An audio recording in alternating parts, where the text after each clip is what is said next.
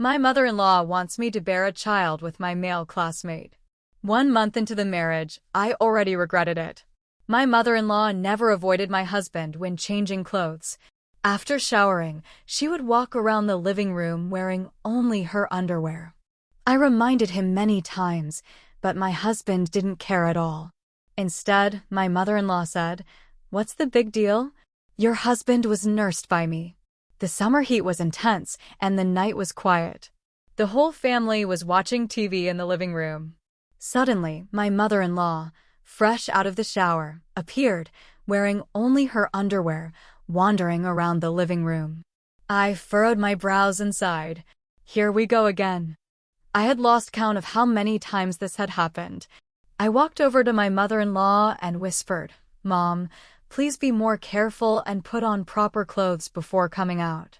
Unexpectedly, my mother-in-law loudly said, "What's the big deal? It's our own home. Why make such a fuss?" I felt a bit embarrassed, frowned, and continued, "Vincent and Kevin are still here, and you're acting like this." My mother-in-law was indifferent, spreading her legs wide as she sat on the sofa, completely unaware of any exposure. Those two were raised on my milk. Why should I care? I sat back down feeling disappointed, quietly glancing at my husband and father-in-law, but they didn't seem to mind at all. It was Kevin, who had just started college, who shot my mother-in-law a look of disgust. I couldn't help but feel a bit relieved at least there was one sane person in the house. When it was time for bed, I couldn't resist complaining to my husband. "Look at how your mom acts at home. Why don't you ever tell her to dress properly?" My husband didn't take it seriously. No matter what, I was the one who raised her. What's there to be embarrassed about between a mother and son? Seeing his stubborn attitude, I was at a loss for words. After a long day, I was ready to sleep, but the noise from my in-laws next door kept me awake. I couldn't understand where two people nearing 50 got so much energy. Listening to the moans next door, I couldn't help but turn to my husband to complain. But I found he was already asleep. I thought I could just endure it, and it would pass. But the next day, as soon as I got home, my husband was taking a shower, and he actually called my mother-in-law in to scrub his back. Seeing my mother-in-law about to enter the bathroom, I hurriedly took the items from her hands. "Mom, I'll do it. You should go rest." But she was reluctant. "I should do it. You don't know how to scrub him properly. I've always been the one helping Vincent." And with that, she went into the bathroom on her own. I was a bit shocked, thinking that once Vincent came out, I definitely needed to have a serious talk with him. I waited in the living room, and before long, Vincent actually came out completely naked. I hurriedly urged him to go back and put on some clothes before coming out. Grandma was still at home. But to my surprise, he said he was going to Grandma's room to get the razor, and then he just went straight in. I could faintly hear their conversation. I was utterly stunned. That night, I wanted to have a proper talk with Vincent about this. Instead, he cheerfully pulled out a flashy, sexy piece of lingerie. He even asked me how it ended up left in the bathroom. I looked at the brightly colored lingerie and shook my head, saying it wasn't mine. Not long after, Grandma just opened the door and came in, asking if my husband had seen the lingerie she left in the bathroom. Seeing the item in Vincent's hand, she smiled and teased him a few times, then took the lingerie and left. After that, I told Vincent about what had happened today. Vincent said it was because he was closer to his mother. It had been that way since he was a child, and he was used to it. A grown son should avoid his mother. You need to be more careful from now on. Vincent said a few perfunctory words and then went straight to sleep. In the middle of the night, noises came from next door again. I looked at Vincent, who was asleep, and the thought of divorce suddenly crossed my mind. But then I reminded myself that Vincent and I had loved each other for 3 years before reaching this point, and I let the thought go. A few more months passed. During these months, my mother-in-law and Vincent continued to do as they pleased. Until one day, I came home from work. As soon as I opened the door, I heard my mother-in-law crying and shouting. Only after asking about the situation did I realize that Vincent's younger brother Kevin actually liked men. Now he's even broken ties with the family for his boyfriend and refuses to come home. My mother-in-law cried and threw a tantrum. How can Kevin like men? He's never even been in a relationship. There are so many beautiful girls, and he doesn't like any of them. How could he fall for that burly man? Seeing my mother-in-law like this and recalling Kevin's previous behavior, I couldn't help but feel a bit schadenfreude. I kept telling you to dress properly every day, but you wouldn't listen. And now look, your son likes men and you're satisfied? No. Our family line cannot be broken.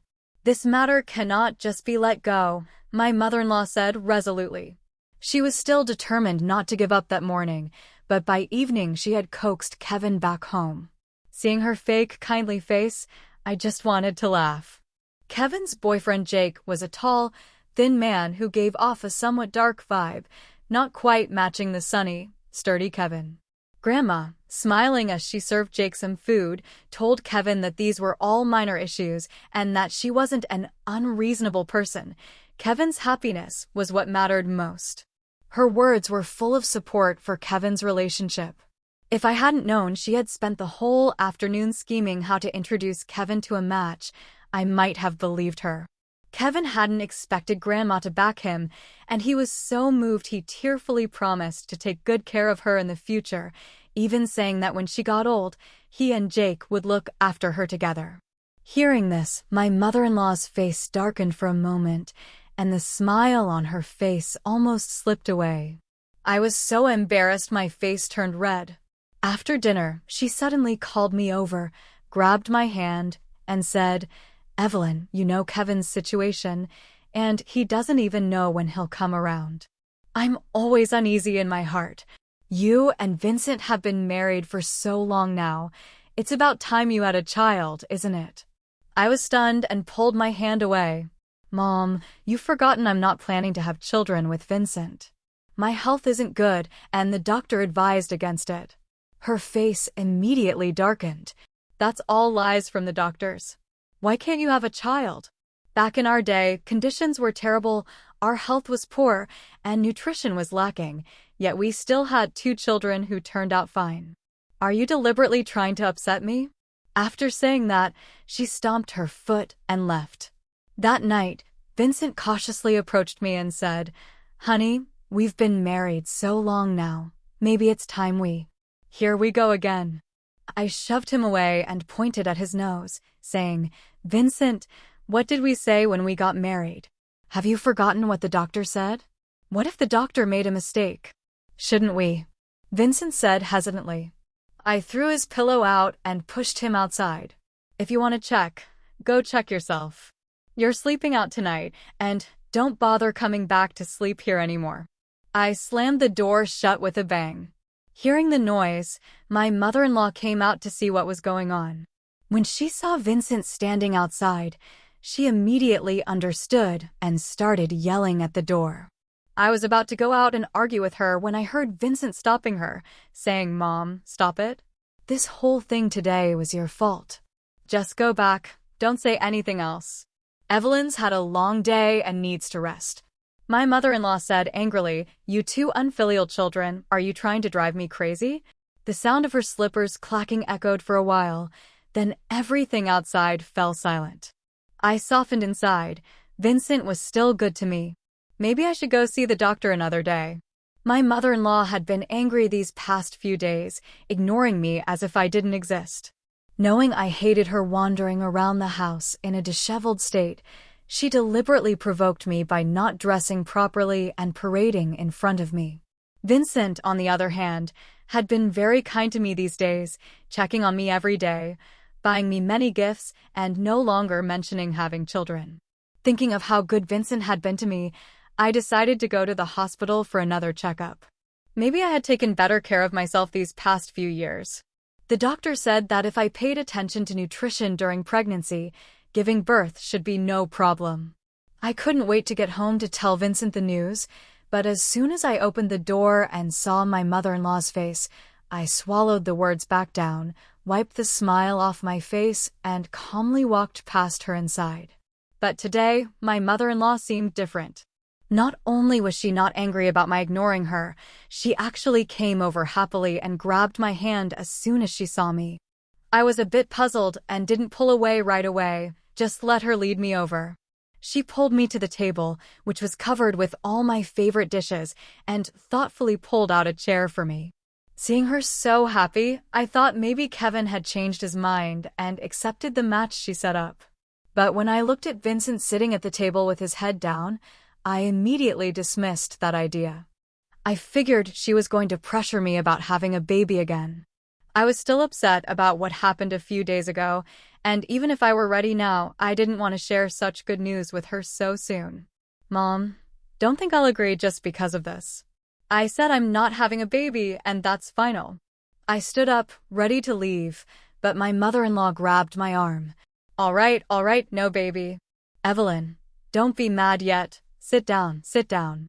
I made a whole table of your favorite dishes. Try them first. I didn't expect my mother-in-law to be so easy to talk to today. Seeing her soften, I felt awkward about making things worse, so I sat down. For some reason, Vincent was unusually quiet today. When I came back, he didn't say a word. Evelyn, this is fresh orange juice I just squeezed for you. Try it. Taking the juice, I felt something was off, though I couldn't quite put my finger on it. On impulse, I took a sip. Just then, I saw a flicker of triumph in my mother-in-law's eyes. Before I could say anything, I immediately got up, ran to the bathroom, and spit out the orange juice in my mouth, then hurried back to my room and locked the door. Even though I spat out the juice, I had accidentally swallowed some. Not long after, I started feeling weak all over, my head spinning. What exactly does my mother-in-law want? Is she trying to drug me to take advantage of me for the sake of her grandson? And Vincent? Is he in cahoots with her too? There was no time to think further before a loud knocking came at the door. Evelyn, are you okay? My mother-in-law asked from outside. I said nothing, tightly pinching myself to stay awake, but I quickly lost strength and my consciousness grew increasingly hazy.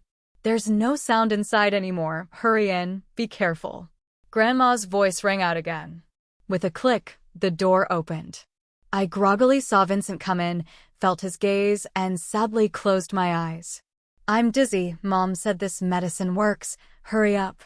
No wonder Vincent was acting so strange today. How dare he do this?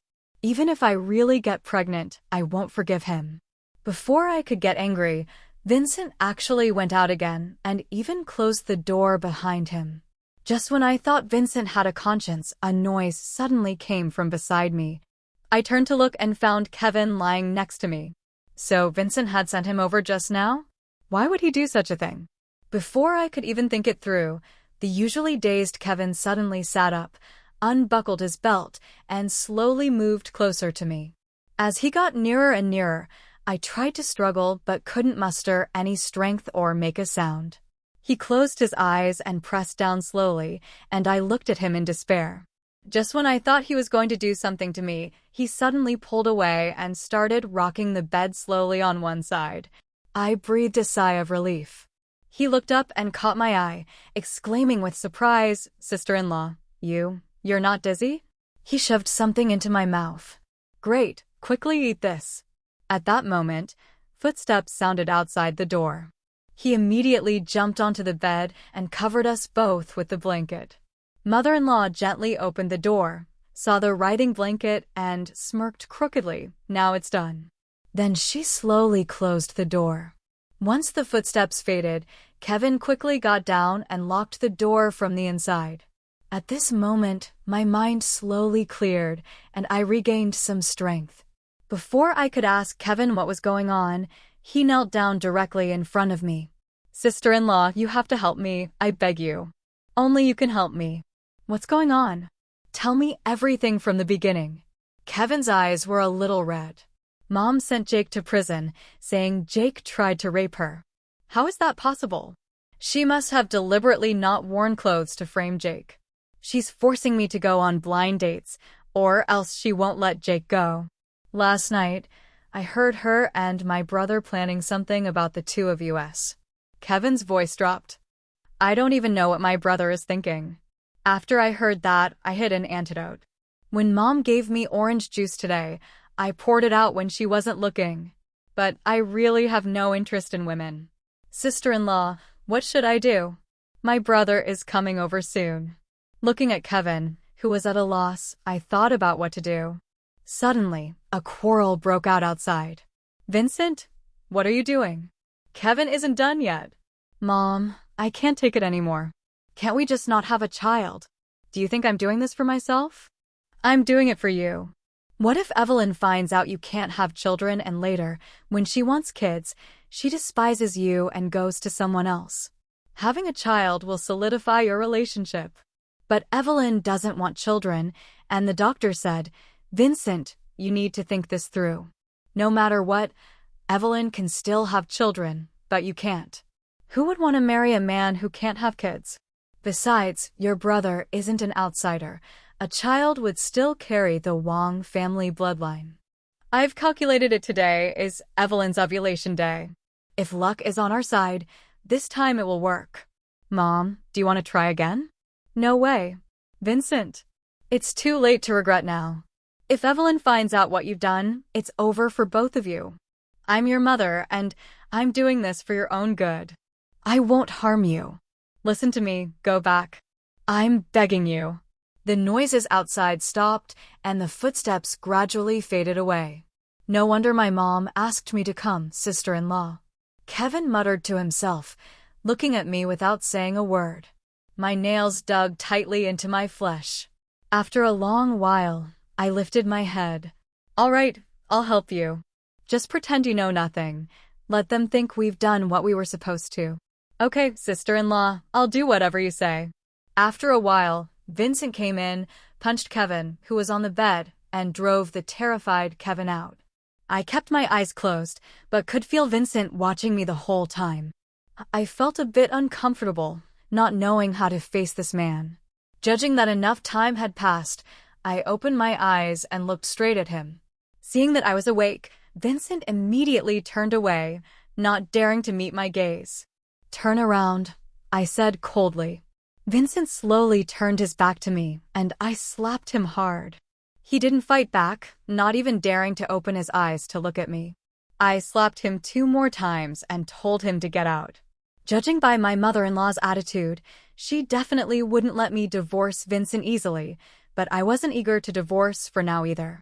After all, if she was going to do this, she had to pay some price. These past few days, I deliberately ignored Vincent.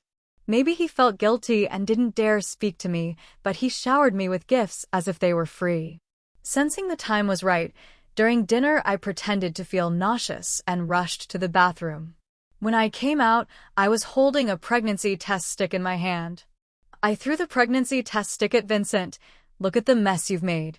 Grandma immediately snatched it up to look, and when she saw the 2 lines, her eyes crinkled with a smile as she hurried over to support me.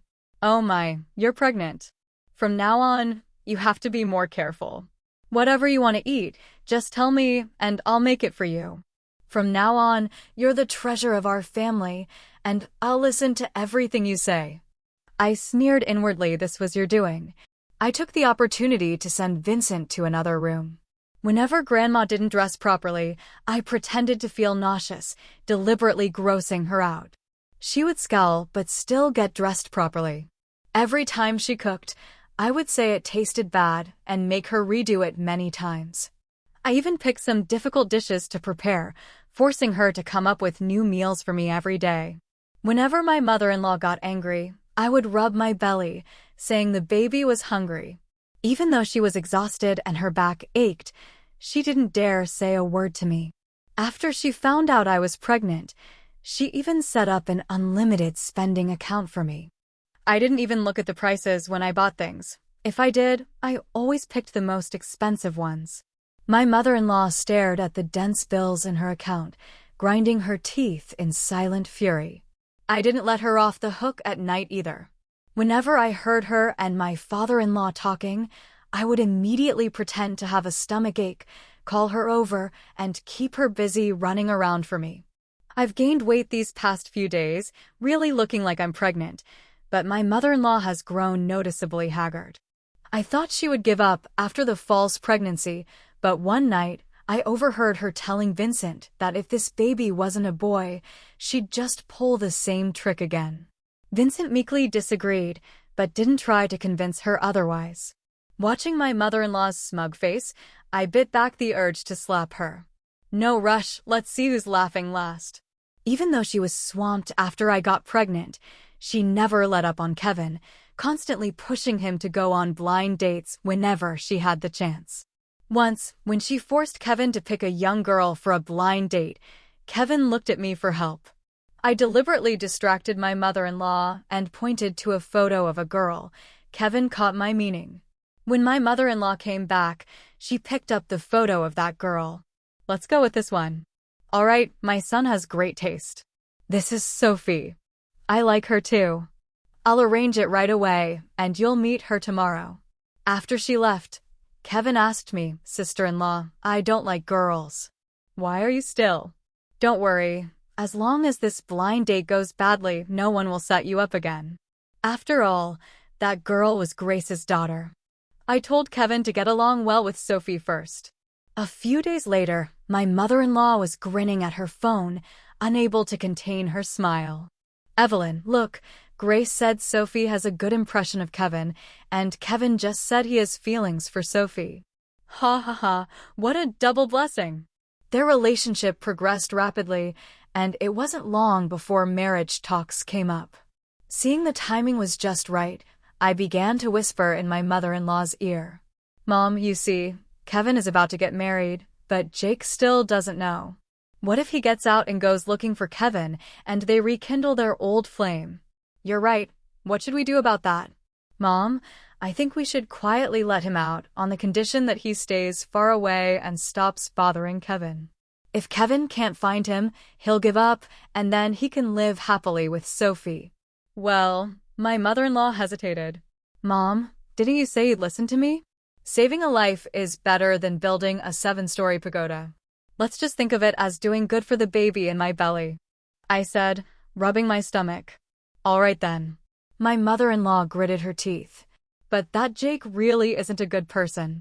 Seeing her agree, I immediately sent a message to Kevin.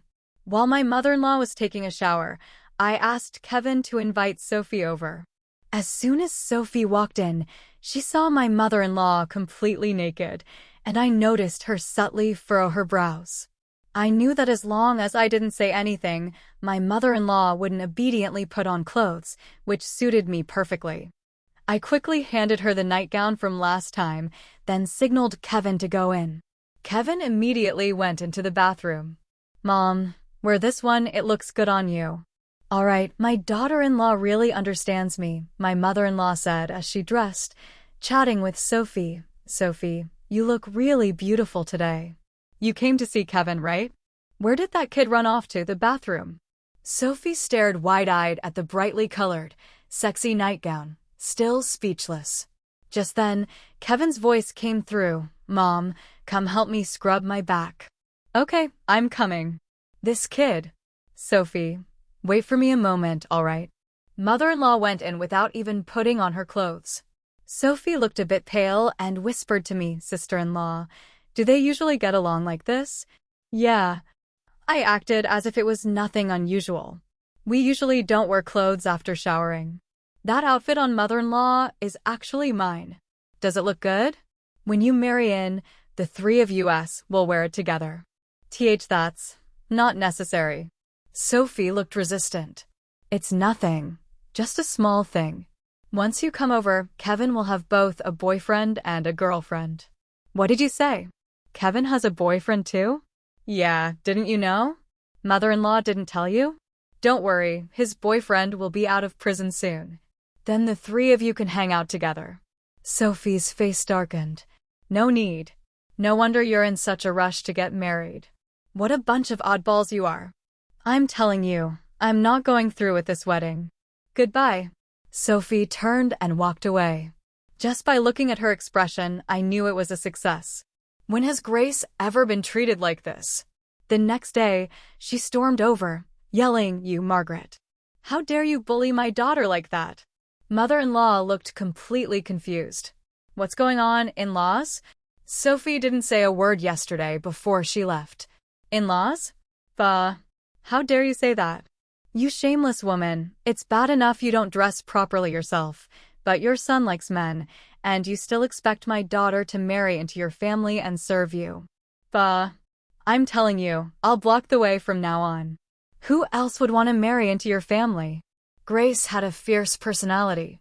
My mother-in-law had originally planned to ask someone to help Kevin find a partner, but every time the person was about to come in, Grace would drag them away, adding all sorts of exaggerated bad things.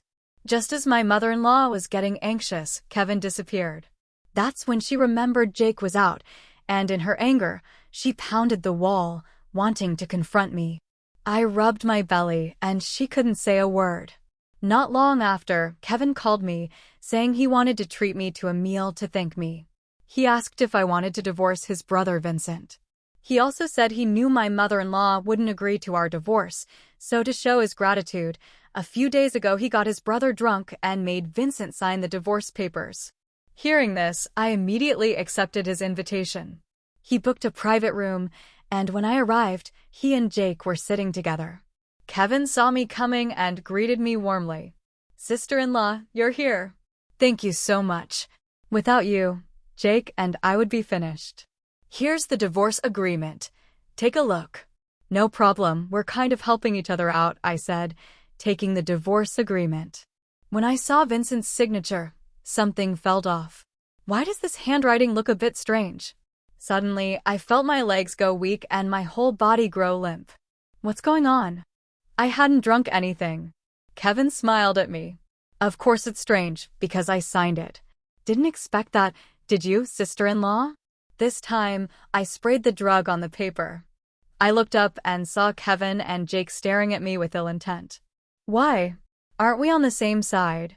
I asked, while secretly pressing the power button 3 times quickly. Before I passed out, I saw that the location had been successfully sent to the police. When I woke up again, I found myself tied up, and Kevin was fiddling with a tripod in front of me. Oh, you're awake. Kevin, what are you doing? Nothing much. I should be thanking you. But these past few days, I've seen how you've treated my mom. I don't like women, but no matter what, she's my mom. Sister-in-law, if you're going to act like this, you have to pay a price, right? Kevin slowly walked toward me. I glanced at the time, wondering when the police would arrive. Sister-in-law, you know my mom really wants a grandchild. My brother can't have kids, so it has to be me. Kevin sat down beside me. Didn't you say you don't like women? Right, I don't like women. I can't bring myself to do it, don't worry. I've been sterilized. But Jake said he doesn't mind. Sister-in-law, you know, Jake is the only son in his family. We want a child too. If my mom finds out you're not pregnant, she'll be heartbroken. Why don't you have a baby? It's better for everyone. At that moment, Jake walked in, staring straight at me. No, Kevin, if you do this, even if I get pregnant, I won't give birth to the child. No, you will. Kevin patted the camera and smiled at me. You'll definitely have the baby. Otherwise, I'll send the video to uncle and aunt. Sister-in-law, you don't want everyone to see it, do you? Kevin gave Jake a high five, then walked out. Before closing the door, he looked at me and said, Sister-in-law, don't leave these days. Stay here and go back after you're pregnant. I widened my eyes and looked at him, frantically groping behind me. It wasn't until my hand touched the ashtray that I regained some composure. I looked at Jake, calculating my chances of success. I wondered when the police would arrive. What if I missed? What if Kevin came back? With 2 men here, did I still have any chance of succeeding? Just as Jake was about to pounce, I clenched the ashtray behind me, ready to strike.